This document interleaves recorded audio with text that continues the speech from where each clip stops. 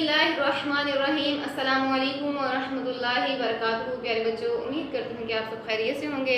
अल्लाह ताला आप सबको अपने हिफ्ज़ ईमान में रखे। तो बेटा जी, आज हमने सूरह मुम्तहना अद-दर्सुस-साबिअ अलीफ की अल कलिमतु तरकीब सबसे पहले हम देखेंगे, उसकी पूरी मश्क को देखेंगे। लेकिन सबसे पहले बारी आती है कलिमतु तरकीब की, इनके अल्फाज मायने की। तो पहला लफ्ज़ जो है वो है तुल्क़ूना, तुम डालते हो, तुसिर्रूना, तुम छुपाते हो, इन यस्क़फ़ूकुम, अगर वो तुम पर काबू पा जाएं, बुराऊ, बेजार। तो बेटा जी, उसके बाद बारी आती है तमारीन की। तो अस्सवालुल अव्वल है, पहला सवाल है कुरान हकीम कि इन आयात की रोशनी में अहले ईमान का इस्लाम दुश्मन काफिरों के साथ क्या या कैसा रवैया होना चाहिए।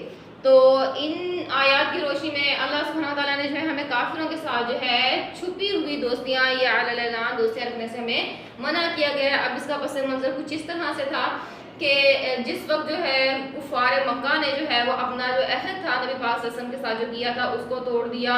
तो नबी मुकर्रम सल्लल्लाहु अलैहि वसल्लम ने चाहा कि हम इनकी गफलत में इनके ऊपर जो है वो धावा बोल दें, और इसकी वजह कुछ इस तरह से थी, नबी पाक सल्लल्लाहु अलैहि वसल्लम की नीयत इस तरह से थी ताकि खून रेजी ना हो और हम जो है वो मक्का के ऊपर जो है वो अपना तसल्लुत कायम कर लें। लेकिन क्या हुआ कि मुसलमानों के कई रिश्तेदार जैसे कि काफिरों के दरमियान रहते थे, जिनकी हिफाजत की खातिर कुछ मुसलमानों ने इन काफिरों के साथ ताल्लुकात कायम रखे थे। उनमें से एक सहाबी थे हातिम बिन अबी बल्ता रज़ियल्लाहु अन्हु। उन्होंने क्या किया कि उनके भी बच्चे और माल जो था वो मक्का मुकरमा में था। अब उन्होंने कुछ इस तरह से किया कि एक जो है वो कुरैशी औरत के हाथ जो है एक रुकया खत लिखकर जो है वो मक्का की तरफ रवाना कर दिया, और इसलिए उन्होंने रवाना कर दिया ताकि मक्का वालों के ऊपर उनका कोई एहसान रह जाए और उनके जो बच्चे हैं और उनका माल जो है वो मक्का वालों के हाथों जो महफूज हो जाए।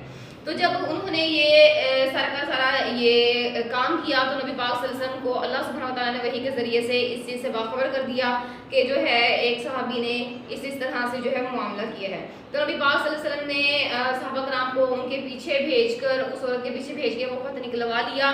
और फिर जब हज़रत हातिम बिन अबी बल्ता से पूछा नबी पाक सल्लल्लाहु अलैहि वसल्लम कि तुमने ये अमल क्यों किया, तो उन सहाबी ने कहा कि या रसूलल्लाह, ना तो मैं मुर्तद हुआ हूँ और ना ही मैं फासिक हुआ हूँ, बल्कि मेरा इस अमल से मकसूद ये था कि मेरे बच्चों की हिफाजत रहे और जो है वो मेरे माल को जो है वो किसी भी किस्म का जो है वो नुकसान ना पहुँचाए और मेरा कोई एहसान जो है वो मक्का वालों के ऊपर रह जाए।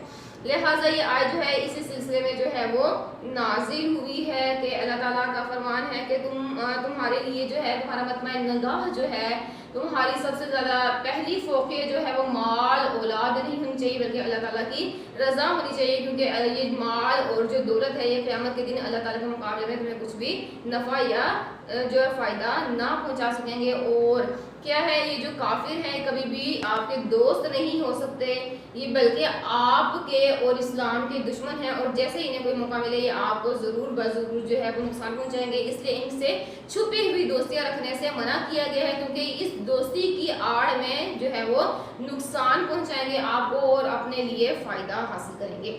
तो जी सवाल सानी है, दूसरा सवाल है इस सबक में दुश्मन हक़ की किन बातों के सबब उन्हें दोस्त और आज़ाद बनाने से मना किया गया है। तो चूंकि कुफार मक्का इस्लाम और मुसलमानों के दुश्मन हैं, अगर वो भी मुसलमानों को अकेला पाएँ या उन पर गलबा पाएँ तो वो उन पर जुल्म करने से बाज नहीं आएंगे और चाहेंगे कि मुसलमान दोबारा से काफिर बन जाएं, और उन्हें दोस्त और आज़ाद बनाने से भी मना किया है कि वो दोस्ती की आड़ में धोखा देते हैं और धोखे की आड़ में तुम्हें नुकसान पहुंचाएंगे। लिहाजा हमें काफिरों के साथ किसी भी किस्म की खुफिया दोस्ती नहीं रखनी चाहिए। जी सवाल सालिस है, जब अहले कुफर मुसलमानों पर गलबा पा लेते हैं तो उनका अहले ईमान के साथ क्या सलूक होता है।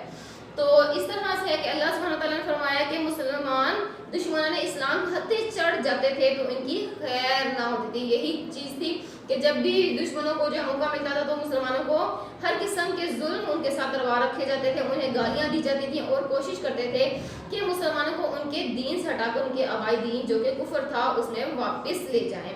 इसलिए मुसलमानों को इन लोगों से खबरदार रहना चाहिए और इनकी दोस्ती पर एतमाद भी नहीं करना चाहिए, क्योंकि वो दिल से तो मुसलमानों के दुश्मन ही हैं। उसके बाद बेटा जी अस्सवाल राबे, चौथा सवाल है, इन आयात में हज़रत इब्राहीम अलैहिस्सलाम के किस उसवे की पैरवी का हुक्म दिया गया है। तो हज़रत इब्राहीम अलैहिस्सलाम ने अपनी कौम के इस्लाम कबूल करने की तबलीग की तो वो उल्टा आपके दुश्मन बन गए। जब कुफार मक्का की तरह आप अलैहिस्सलाम की कौम की दुश्मनी और नफरत आपके साथ जाहिर हो गई तो फिर आपने कौम में अपनी रिश्तेदारियों का ख्याल किया کیے بنا ان سے بے تکلفی کا اعلان کر دیا، یہاں تک کہ اپنے والد کو بھی الوداع کہہ کر چل دیے۔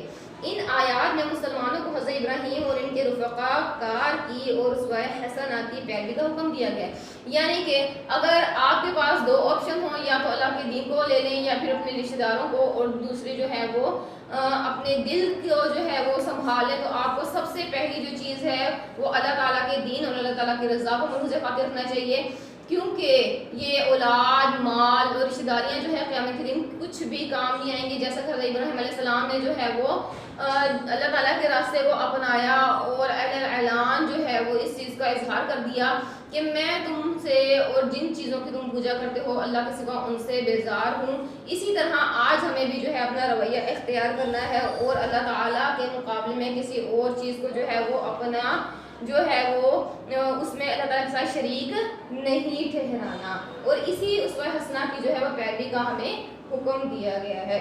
جزاکم اللہ خیر، السلام علیکم ورحمۃ اللہ وبرکاتہ۔